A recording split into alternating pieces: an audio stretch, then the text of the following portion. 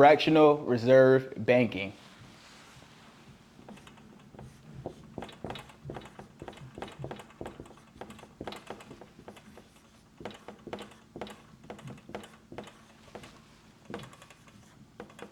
Fractional reserve banking. Let's get into it. But before we get into it, man, I would like to add some definition to these two words, fractional and reserve, okay? Let's talk about fractional. When we fractionalize something, it means we're taking something that is whole and splitting it into pieces. So let's say I have 3 extra large Pizza Hut pizzas. One is pepperoni, one is cheese, and the other is stuffed crust. All right. So if I would like to fractionalize these 3 pizzas right here, I would have to split them up. So let's do that. All right. This is a whole pepperoni pizza, but if I do this, bam, it is now half. It's been fractionalized. Can I do that with a cheese pizza, and can I make it 3 slices? Of course I can, because with fractions, you can split it as many ways as it can go, man. This cheese pizza has now been fractionalized. All right. How about this stuffed crust cheese pizza? Well, we can make 4s out of this one. We can even make 8s if we want to. It's all in how you want to do it, how you want to fractionalize it. You know what I'm saying?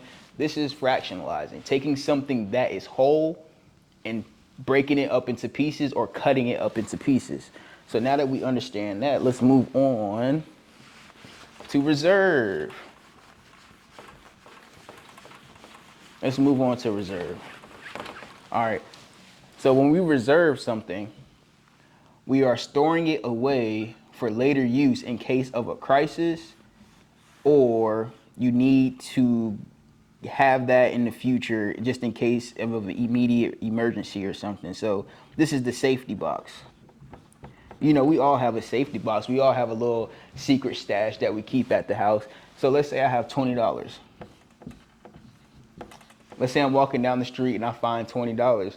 But I don't want to spend the full $20. I want to put $10 back into my safety box. So you put $10 into the safety box.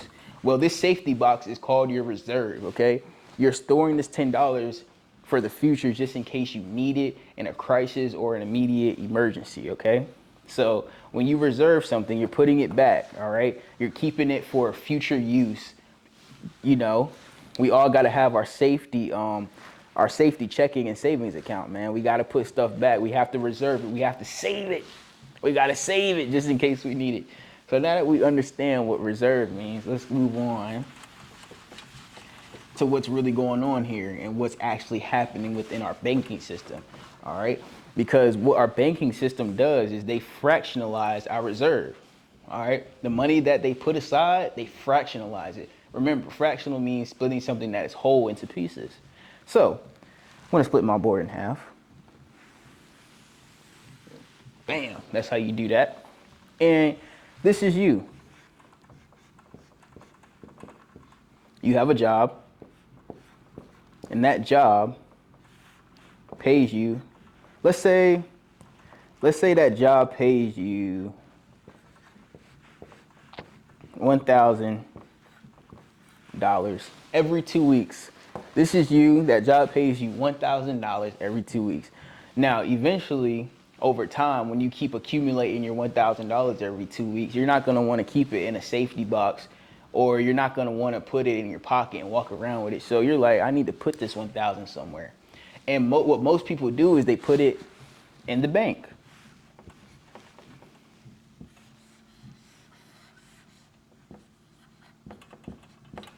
They put their money in the bank because they understand that they can't just keep stashing their $1,000 away every 2 weeks. They can't just keep putting it to the side. They got to put it somewhere where it can be managed and watched and it's safe, all right? And most people think that is the bank. Now, when you go to the bank and you open up a checking and a savings account,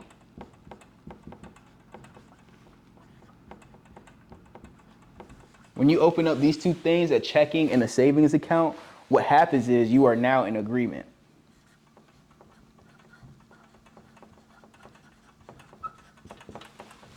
You are now in agreement with the bank. You walked into the bank and you said, hey, I'm making some money now, but I need somewhere to put it. Is it cool if I put it into your institution, aka the bank? The bank says, of course you can. I just need to make sure the money is legit. I need to make sure you are who you say you are, and you can put your money here. All right? And that's what they tell you over the counter. What they don't tell you is that this bank right here comes with a set of rules and regulations. Everything comes with rules, or else you wouldn't be putting your money in there. Because the whole reason you're putting your money in the bank is because you think it's safe, right? Now that we understand that when you walk into the bank and you are in agreement with the bank, because you opened up a checking, you signed all those papers, you are now in agreement with the bank. The mistake we make is we didn't read the rules, man. None of us read the fine print. None of us did. Because they hand it to you in a packet. Who's about to read the packet? Not me. But that's really our problem, man. That's where we went wrong, and that's why we don't understand what this bank is really doing with our deposits. Okay? Because once you put your money into the bank, you can't tell the bank what to do with it, or how to place it, or where to store it. You can't do that. That's under the bank's management now. All right? Now, let's get into what's really going on here, because most of us think that when we get paid and we put our money into our bank, it just stays there. We go to work, we do 80 hours, we get paid, we put it in the bank. We go to work, we do our 80 hours, we get paid, then we put it in the bank. And we think that 100%, let me rewrite that right quick. We think that 100% of our $1,000 is being stored in the bank, okay? So when we give the bank $1,000, we expect the bank to have $1,000.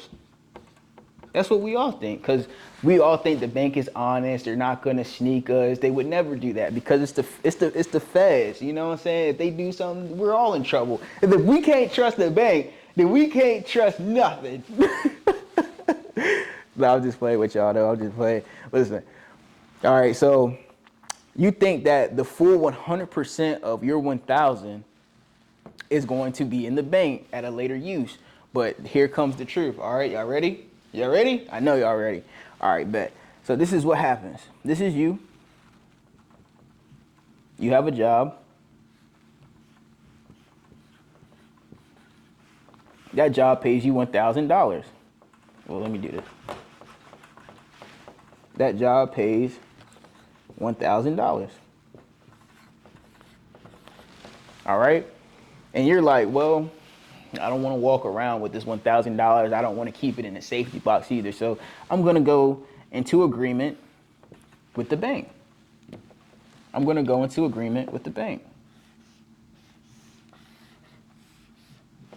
That's a weird looking bank, but no, this is just the bank.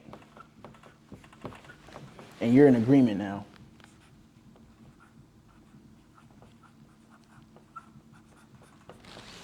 All right, you got your 1,000, you went to the bank, you got your paperwork signed, you proved that you're a real person, you proved that your money is legit. Now, we skip over the rules, but in the rules, it states this. The bank is only obligated to keep 10% of what you deposit. They're only obligated to keep 10% of what you deposit. And they can loan out 90% of what you deposit. Most of us don't know that. And that's the whole scheme behind things. Because remember, we think 100% of 1,000 is being stored in the bank. But the truth of the matter is, the bank is only obligated to keep 10%. What does that mean? Okay. So let's say you go to work, you do your 80 hours, you get paid $1,000, and you put $1,000 into the bank. Okay? Once again, the bank is only obligated to keep 10% of every deposit. So you worked your 80 hours, you got your $1,000, now you deposit the money into the bank. But since the bank knows its rules and regulations, the bank is only going to keep $100. Why? Just because it's in the rules and regulations. They don't have to answer to you. You're the one who came to the bank.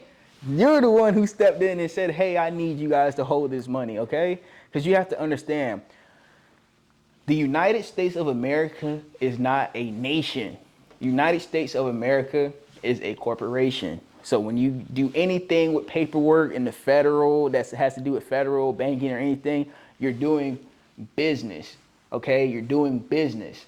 And in business, you will get trampled over if you don't understand what's going on in the full, what?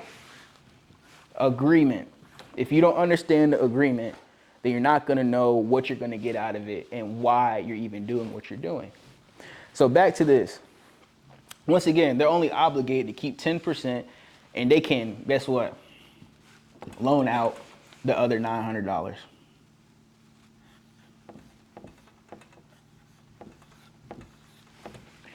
Well, loan it out how? Well, let me come over here because this is going to be list. They can give it out as a credit card. They can give it to businesses. They can give it to investors. They can give it out as a student loan.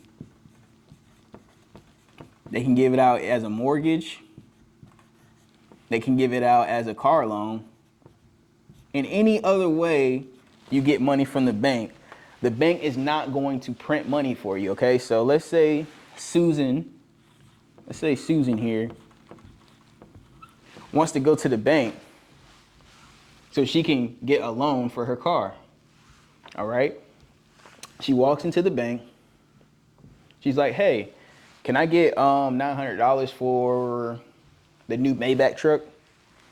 And guess what? The bank says, yeah, I can just go into Mark's. This is Mark. Yeah, I can just use a piece of Mark's $1,000 and just give you the $900 loan because it's well within my rules. I'm only obligated to keep 10%. So let's say I'm the bank, all right? And you come to me, this is you. You come to me and you're like, hey, I have $1,000. Can you keep this safe for me? I give you the paperwork and you sign it, all right? I give you the paperwork and you sign all over it.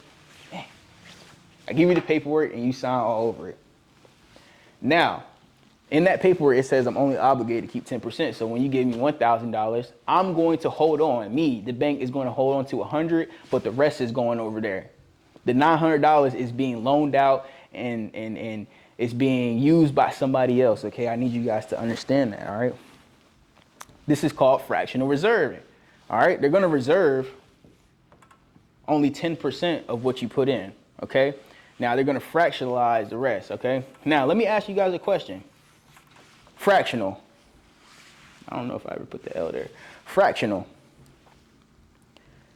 If I put $1,000 into this bank, you know, the one that everybody does. If I put $1,000 into this bank, and I think the bank is holding 100% of my $1,000, did they fractionalize the $1,000? The answer is no. Why? Because remember, fractional means that you're breaking something that is whole into pieces, okay? If the bank was to just actually hold on to your $1,000 deposit, that means they didn't fractionalize it, and this wouldn't be fractionalized banking. But since they did fractionalize it down here, you deposited $1,000 and they kept on to $100 and loaned out the other $900. This bank has now fractionalized your $1,000. Now, since they're fractionalizing every single deposit, let's say a tsunami is about to hit America and everybody's panicking. Oh my gosh, I need to go get my money out the bank. I need to go get my money out the bank. So when everybody comes to this bank right here and they say, hey, all that time I was giving you my money, can I have it all back now?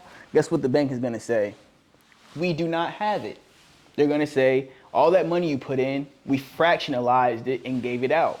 So when you need it, or when the whole world comes, or when a lot of people go to one bank, just one bank, and they need money, they're not going to be able to serve everybody because 100% of everybody's money is not in the bank. Only 10% is in the bank, okay? I'm glad you guys are rocking with me right now, man. We have been fooled to think that our money is safe with the bank, but whole time they are pimping us, okay? Because this is, look, let me show you something. If I do this, I split this in half. Bam, I split it in half. This is you funding the bank. Because you're going to work, doing your 80 hours, putting money in. Going to work, 80 hours, putting money in. Going to work, 80 hours, putting money in. Going to work, putting 80 hours in. But the bank isn't actually holding your money. They're giving your 1,000. They're only keeping $100 and giving your 900 out every single time you do that. You put 1,000 in, they giving out 900. You put 1,000 in, they keep 100, giving out 900. You put 1,000 in, they only keeping $100 at the bank, but they're gonna give that $900 out somewhere. And guess what? Let's say Susie right here. Let's say Susie decides to take out $900 from your 1,000, and she decides to invest in a book, and that book sells for millions of dollars. Guess what? You don't get to benefit from that. You don't get no type of interest. You don't get a thank you card. You don't get anything, because once you put your money into the bank, it is now under the bank's discretion. You cannot tell the bank how to manage money, all right?